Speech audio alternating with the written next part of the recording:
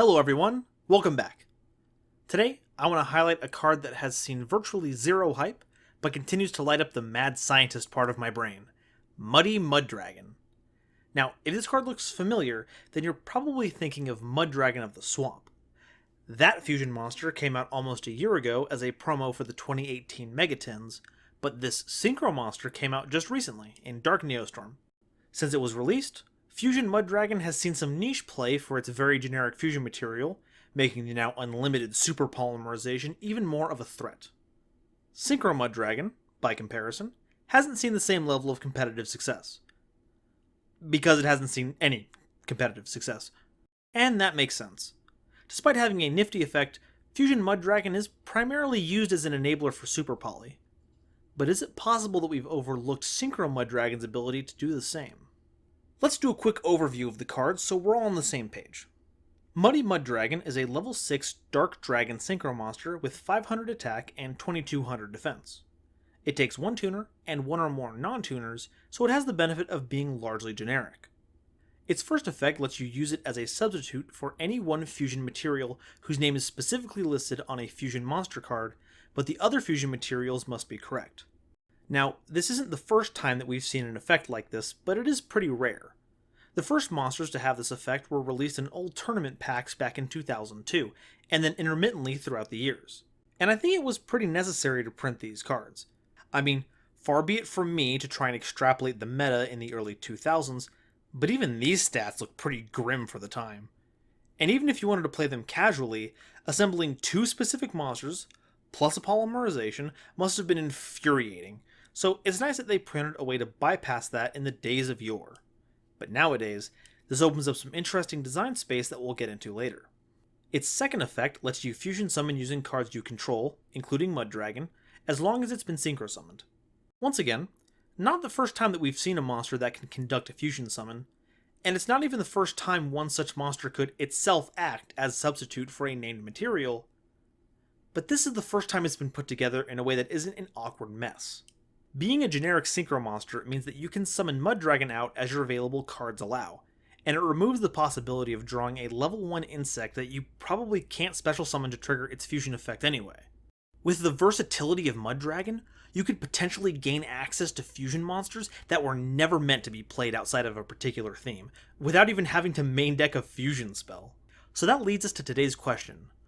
What are the best monsters to cheat into play using Mudragon? To start my search, I used the Yu-Gi-Oh card database to pull up every single fusion monster that's been printed up to this point.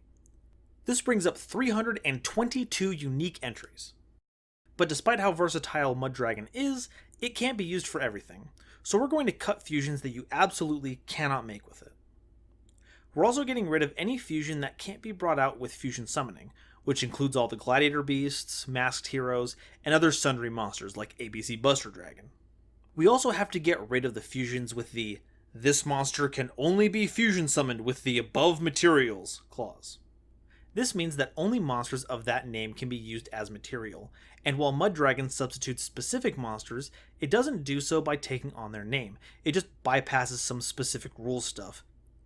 It kinda muddies the whole process, huh? It's also used to give the more snooty monsters an excuse to stay in their own dedicated themes, away from the rest of the riffraff, because I guess Empyrean Magnon, the superconductive battlebot, is too good for us. This leaves us with 142 fusions. That's still a lot of purple, and it's largely useless. I mean, every card should be loved, that's the Yu-Gi-Oh spirit. But right now, I'm not talking about love, I'm talking about the sickest, most anime plays you can muster, and Zombie Warrior doesn't cut it. Despite his very sharp sword. Please don't stab me. So, to narrow things down even further, we're going to cut out all of the non-effect fusion monsters, even the ones with really big attack stats. I'm also going to be cutting anything that has more than one specific material, because then I'd have to talk about Super Vehicroid Stealth Union. And you can't make me talk about Super Vehicroid Stealth Union.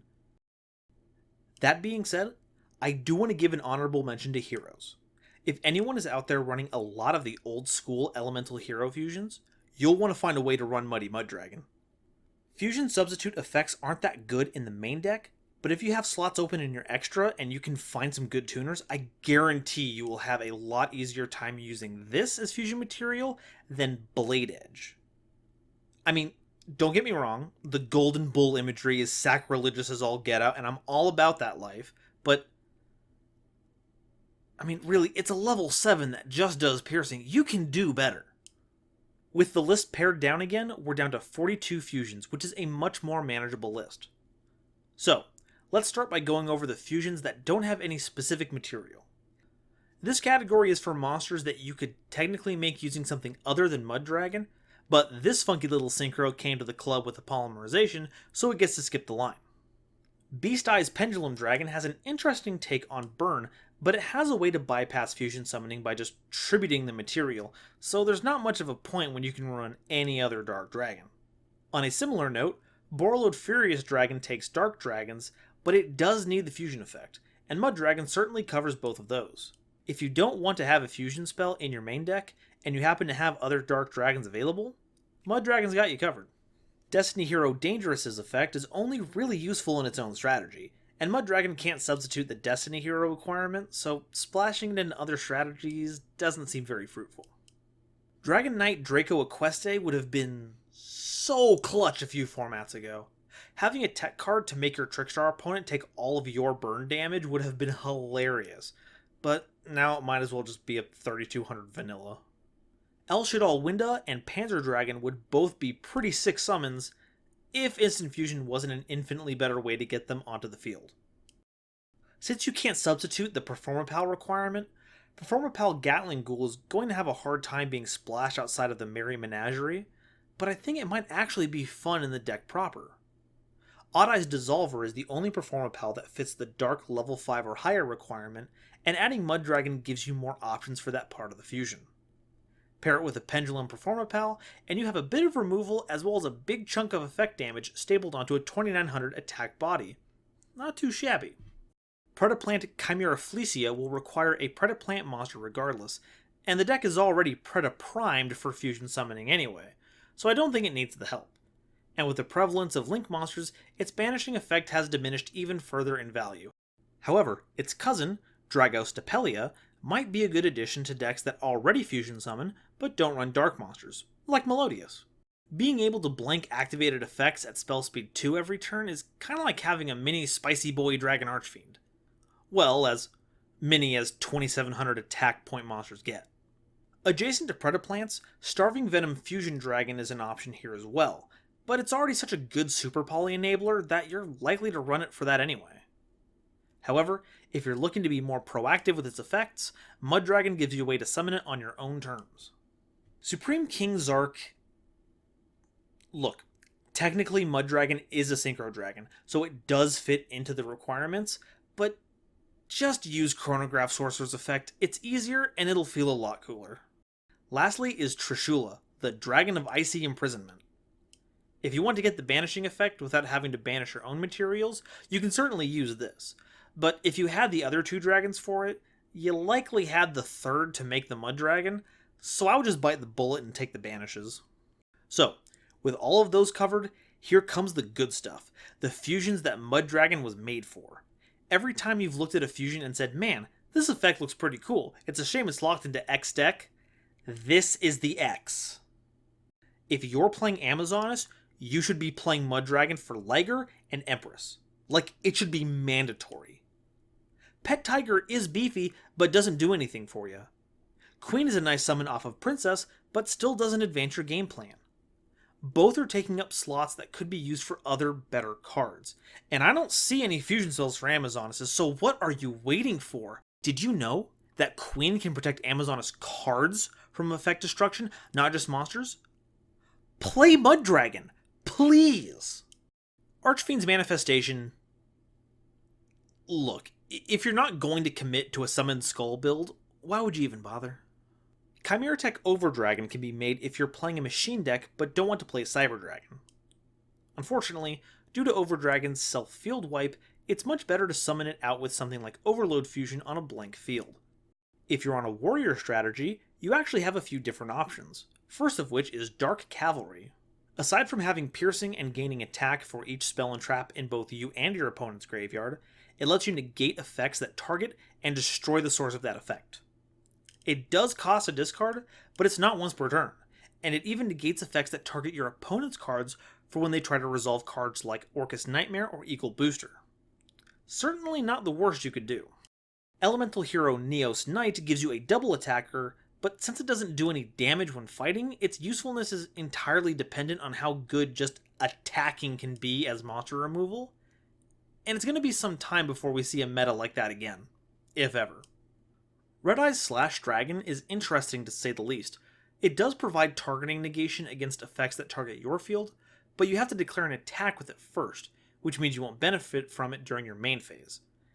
However, you could get the effect online sooner if you're running an equipment package, which, to be fair, if you're running Isolde, you are anyway, but really, Dark Cavalry just does it quicker. Just use Dark Cavalry. Dragon decks have a couple of options, but the first is very underwhelming. Sky Galloping Gaia, the Dragon Champion, gives you access to a 2600 attack beater that can change opposing monsters' battle positions, and the ability to pierce if you want to put in a single copy of Spiral Spear Strike. And while Spiral Spear Strike can give you some wicked draw power, it only works if you do piercing damage, not regular damage, so hitting Link monsters won't trigger it. Personally, not a fan. Conversely, Dark Magician the Dragon Knight keeps your spells and traps from being targeted or destroyed by your opponent, which is infinitely better.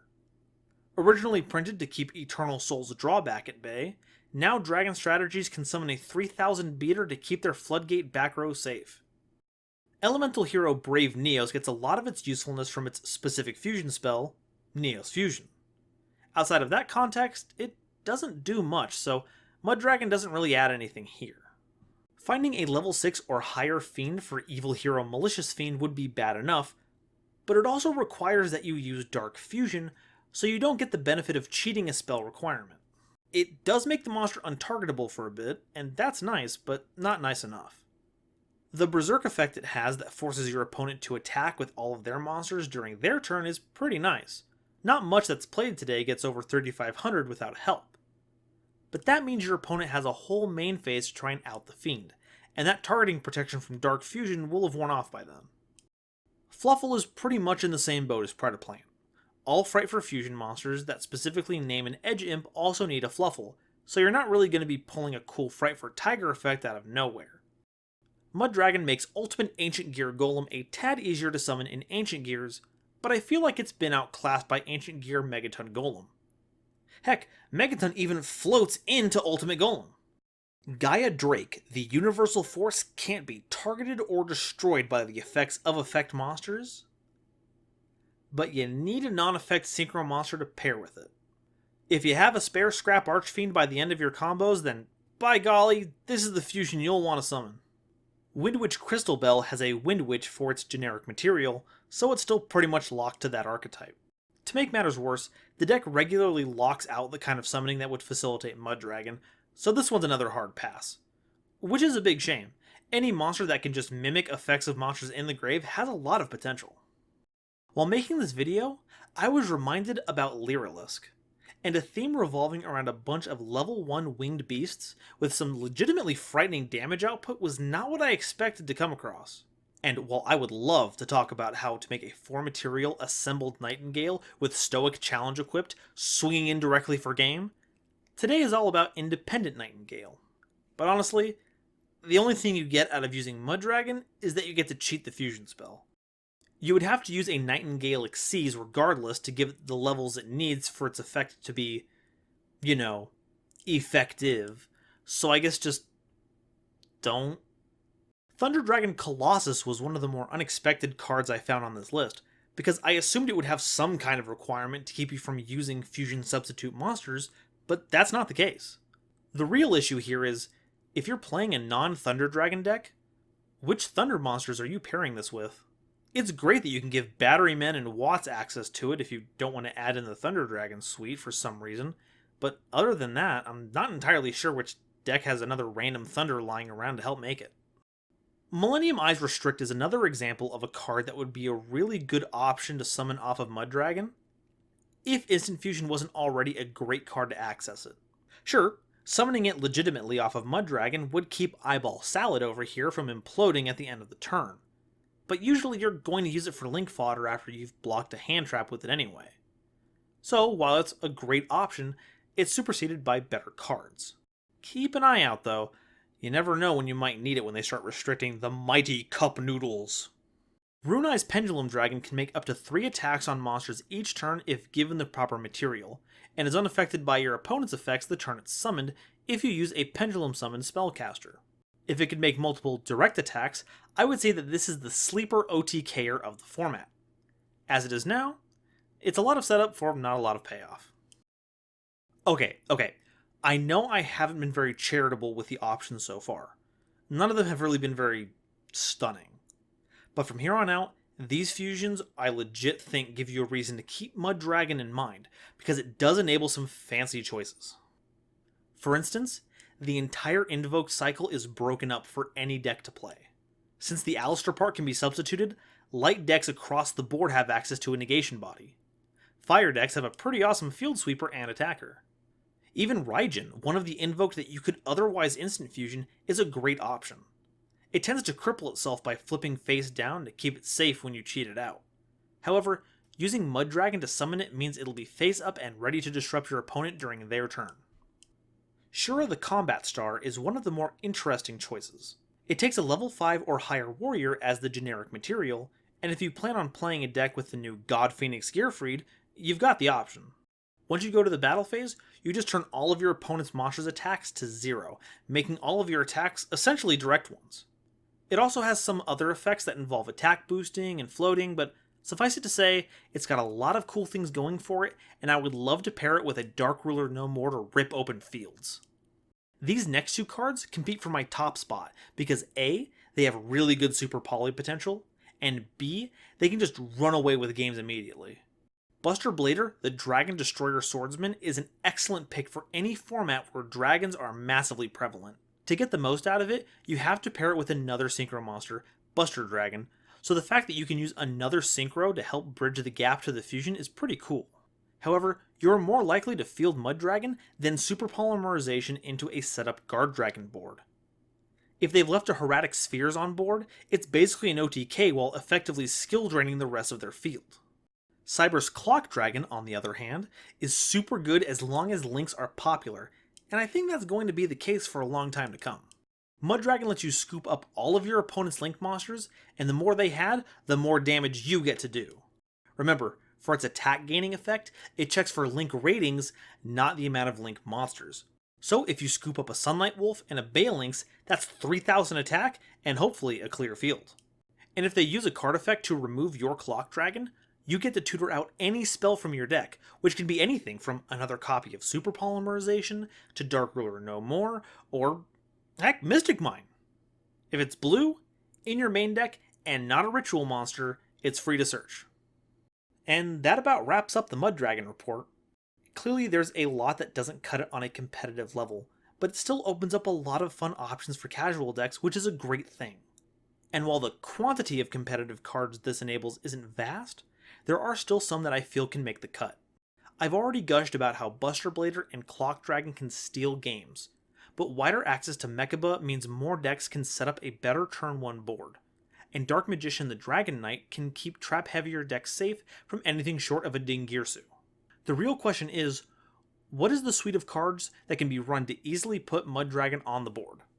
Feel free to share any ideas for it you have in the comments, as well as what your favorite fusion would be to summon off of Muddy Mudragon. I had a similar question over on my Twitter while I was writing this video, and I like the idea of posing little questions like that as kind of a sneak peek. So, if you want in on the action, make sure to come follow me on the Bluebird app. Also, I would love it if you did all the wonderful things that help YouTubers out, especially if you found the video entertaining. It's been an absolute pleasure having you all as an audience, but now I have to go get ready for a certain YCS that's coming up in a few weeks. Bye-bye!